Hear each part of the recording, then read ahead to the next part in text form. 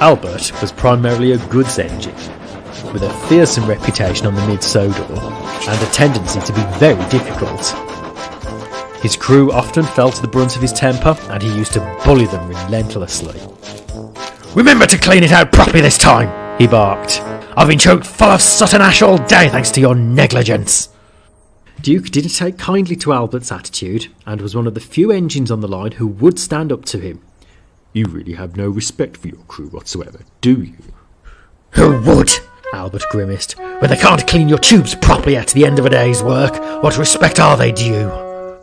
"Engines should work with their crews," Duke said firmly. "Your poor attitude will come back and haunt you one day." "I know better. Always have done." Duke said no more. Albert was never one to listen to reason, and he remained steadfast in his belief that he knew better than anyone else, and that included the manager. But there did come a day when Albert would find his ways weren't always the best. It was his last run of the day, and, as usual, he was in a hurry to get back to the sheds. He bustled about the quarry, shunting the trucks fiercely, and bumping them forcefully around the yard, much to the annoyance of the foreman. "Be careful, you silly engine! Bumping them like that and they're liable to break!" But Albert took no notice of him. "They're dispensable! Horrible, rickety old things! They're not worth the materials they're built with!" "Well, as long as they carry the materials to the port, then I don't care what you think of them. Now, less of this nonsense and behave yourself."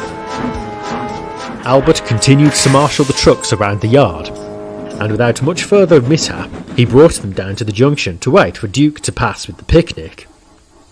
Albert felt crosser still at having to wait. "He's taking liberties again. He's late." "Calm down," said his driver. "He's probably been held up with sheep or something." "I should take priority myself and run on anyway.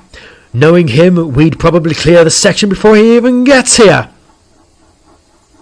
Duke hurried through, trying to make up for lost time. And soon after, Albert was allowed to start off again.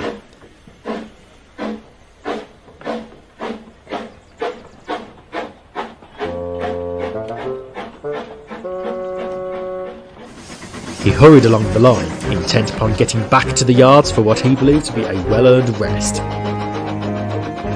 But his hopes for a clear run-through were dashed when his crew began to slow him down at the next station. "Driver, why are we stopping?" "Your tanks are running low," said the fireman. "We need more water to keep going." "Never mind the water.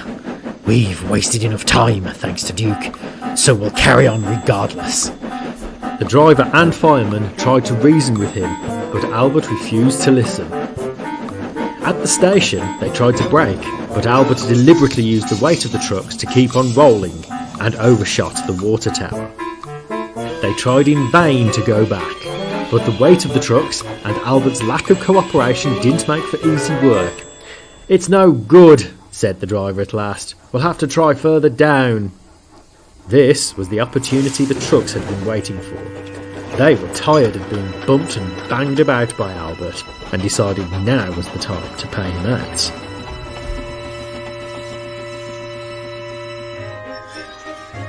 Duke had arrived safely at the port and had made up sufficient time. Albert shouldn't have been too far behind with his goods, but tonight there was no sign of him. Duke was anxious. For all his faults, he's very punctual. I wonder what's wrong. They soon found out.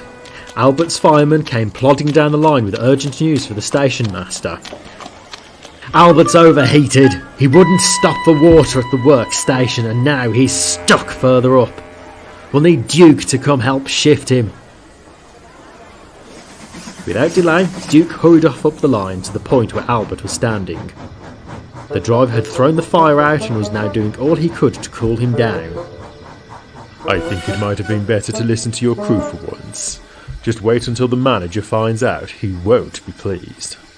"It was the wretched trucks," Albert wheezed pathetically. "They held back, and they made things worse than they should have been. We could have managed." "You would have managed with more water in the tank," said the fireman firmly. "Then we wouldn't have struggled when the trucks began to play up." The driver could only agree with them. "I can only hope you've learned your lesson after this."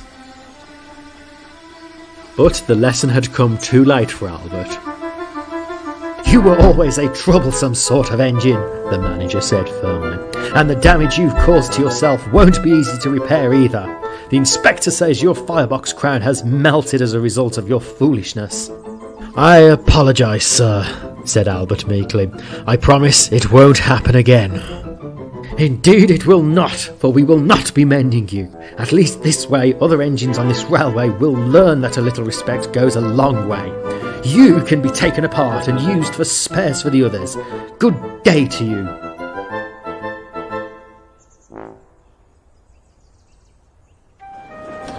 Albert was put to the back of the shed and taken to bits over time.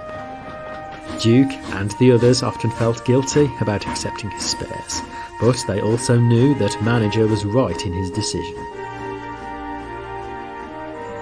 "It's a pity," Duke often thought when he recalled Albert. "He did learn his lesson. Just a shame it was too late."